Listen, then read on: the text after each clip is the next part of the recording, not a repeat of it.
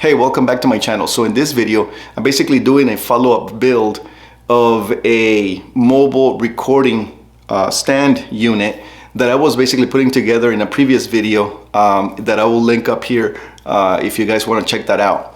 So in that video, I had just recently purchased just the stand and an extension arm for the whole build, but obviously there was other pieces that I needed to get. And so now that I acquired them and I put the whole stand together, I just want to go over what I set up. Of course, I always keep in mind that I want to be able to, if I want to inspire other people that are starting, is basically to find the least expensive way to get it done. Obviously, yes, there's many other ways, but if you have a little bit of a budget or whatnot, you know, not to break the bank, then these are some basic ideas. Obviously, a lot of this idea came from Caleb Pike, which is a YouTuber, and he has a channel called DSLR Shooter. So not only has he inspired me, but there's so many other people that are in YouTube right now that also did their own iteration or their own version of this mobile stand. So this was basically my version of it.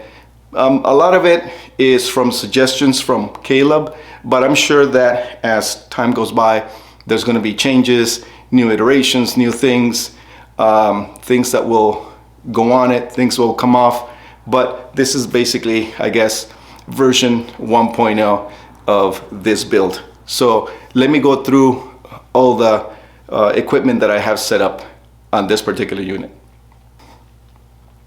Okay guys, so let's obviously talk about the elephant in the room, right? I already talked about it in the previous video that I mentioned, but let me go over it really quickly. So I have the impact rolling stand. Obviously it's on casters, and it's a heavy duty, really well made unit that is made by Impact. It was about $160. I'll put a link in the description again of everything, so if you're interested in any of it, then you can check it out. By the way, this video is not sponsored. I'm not getting paid to talk about any of these manufacturers or to promote them or to suggest them to you. It's just things that I have put together, and obviously I use my own money for it.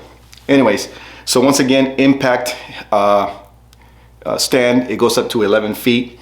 I also have a Cupo 40-inch extension arm with two super grips on the stand. One of them is holding the light, and basically you can just adjust it to whatever you want.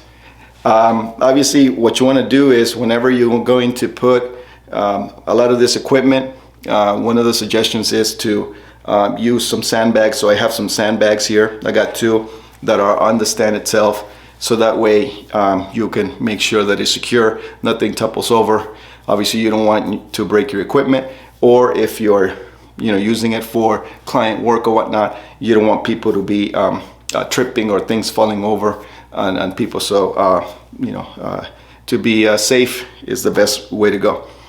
Okay, so another thing that I've spoken about in the past, but just so that I can address it real quick, the camera that I am recording this with is the Sony CVE10. I'm not going to get into specs or anything like that because I've already spoken about it in other videos. Okay, guys, so the next item on the list is the key light that I'm going to be using. This particular light is made by Newer. It's a flexible LED panel. So the kit comes with a carrying case. The light itself, obviously it comes rolled up. So you can actually unfold it and you can use it in many applications, in hard to reach areas, or like in a cumbersome area, you can slide the panel and light up the scene if you need to. So it's pretty cool. But it comes also with a detachable frame, so it's just 4 pieces of aluminum that clicks together as a frame, and it has Velcro on both sides, so that you can stretch over the LED panel light on one side and stretch over the diffusion material on the other side. The unit comes with an AC adapter that has a switch right on the wire itself. because it's a mobile unit and I want to be able to move it wherever I want. I don't want to be restricted to having it somewhere where I have to have AC power for it. So I'm going to see if I can find an alternative to be able to connect this particular light to DC power or battery, whether it's a V-mount or a MPF battery. And so I'll look into that later. But as of now, it works really well. Like I said, I was pretty impressed how bright this light panel is, considering the price. I paid about $110 for it. Another cool thing that it comes with a remote. And the remote has a button right here on the top, which basically that wakes up the LCD screen. Now this light is daylight balance, and it's set at 5600 K or 5600 Kelvin. Now you cannot adjust it. It's just set at that one point, which is fine. It's fine for me. It's fine for what I'm going to use it for.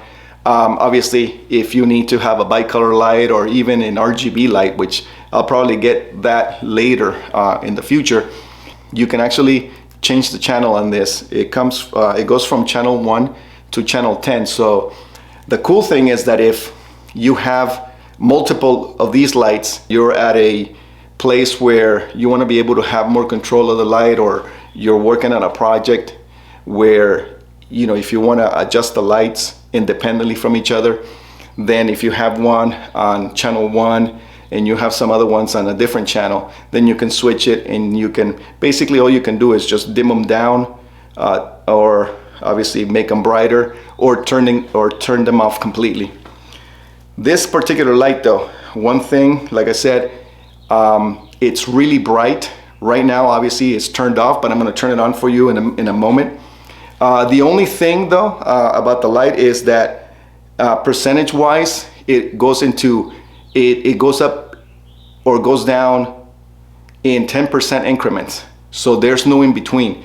So it's either 10% on, 20, 30, and so on, all the way to 100, and vice versa, which I wasn't like terribly thrilled about. But once again, it's a budget light. There's really not much you can ask for, right, at the price point. But it's bright enough. One thing though that I notice is, even with it, it's really bright, so the diffusion panel that it comes with still doesn't cut down the light as softly as I wanted to. So most likely I'm just gonna have to, go to, I don't know, Joann's or something and get a piece of ripstop and put it on top of it, so it cuts down the light even more. Because like I said, even at 10% it's actually pretty bright. But let me show you. Okay, so it has an on and off switch here. Okay, like I said, you can change the channel from 1 to 10, and then you have a plus and minus here. So right now it's at 0. Okay, so that's 10%. So you can see, look at that's a big difference. You go from this at 0 or off, and that's 10%. So as you can see, I'm already like really bright. Like, I have no shadows on either side. Obviously I have a light on this side, but this is already pretty bright. So that's 10%, that's 20, that's 30, that's 40, that's 50, 60, 70, 80, and of course I'm already getting blown out, 80, 90, and 100. So that's 100%. So obviously I'm completely blown out by now. And so this was pretty impressive, because I mean, obviously you can use this little light for other other applications, and it'll be, it'll give you a good amount of light. So that's a cool thing, considering the size of this thing. So I'm gonna go ahead and bring it down. Like I said, that's 20% and that's 10%. Okay, so that's the newer flexible LED light. So the next item is all the parts that are holding the camera in place. In this case, there's certain parts that you really don't need. I had them with me, so I just went ahead and used them anyways. But you don't have to have them. The pieces that you do need though is the following. So I have a Manfrotto super clamp that is clamped onto the actual stand itself. From there is a 6-inch impact extension arm that attaches to the super clamp, and on the other end it has a spigot that one side is 1/4 inch, the other side is 3/8. So depending on what kind of camera or ball head you're going to use, you can just flip it over, obviously. So I have a spigot on there. I'm using the 1/4 inch side of it, and it's what I have mounted on it is a newer ball head that has a handle on it. So you can, obviously, the ball head, you can adjust the angle and whatnot. It comes with a release plate to it. And so it's very versatile. In addition to that, I already had a Scion quick release adapter that, once again, you don't really need that. You can just obviously just connect it directly to the plate of the ball head. But I just had it because I have an additional portable little tripod that I use that has it has a remote on it that I can use. You know, it turns into a selfie stick that I can use for blogging. So I have that adapter on that particular little tripod, and so I can just, if I just need to switch it really quick, I can just press the adapter on here, take it out, and then just go ahead and put it into the other selfie stick or whatever you want to call it, and just clamp it on there really quick. So it's a very quick switch back and forth than having to unscrew the base plate and do all this stuff. So I just have it that way. You don't really need to do that though. So the next piece of equipment is the microphone itself. In my case, I got this inexpensive shotgun mic. It's actually called the Rode Video Mic Go. Normally meant to be mounted onto the hot shoe of a camera. It comes with, obviously, the connector cable. It's pretty short, so in this case, because I have the mic mounted onto a boom arm, I had to get myself an extension cable for a 3.5 millimeter plug so that it goes into the camera. The boom arm, it's actually made by a company called Eno Gear. That's the brand. It's basically bought it from Amazon. It was about 25 bucks, but it's actually pretty sturdy, and I have it mounted onto the stand. I'm using another clamp that has a 3-inch extension, and on that piece of the extension I have a Kupo super clamp that is actually holding the arm in place. And so that is the setup for my audio, which is pretty cool. Like I said, I'm sure that in the near future there'll be different iterations. There might be some pieces of equipment that will be changing, but as of now, this is pretty cool to be using, to be able to move it from one place to another and have basically a whole video recording setup right at your disposal that you can move anywhere you want. So one of the last pieces of gear that I have connected to my system here is I have a set of Sennheiser headphones to monitor sound. I'm a one-man show here, so I have to hear the sound after the fact, make sure that whatever I'm saying, that I'm not mumbling as much as I normally do. I try to cut down on much of that. But if you have somebody else that is helping you record this stuff, then obviously it's always a good thing to have some headphones that you can monitor sound.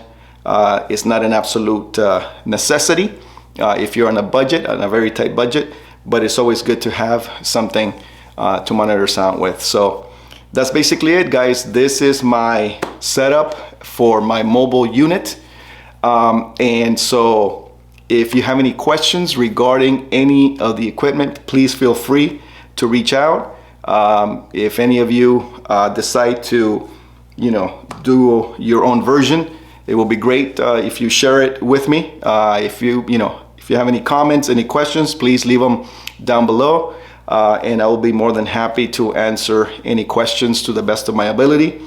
In the meantime, thank you. I hope this inspires you, or at least gives you an idea of how you can set up a mobile studio unit on a budget. So till next time, thank you so much, and I will see you on the next video.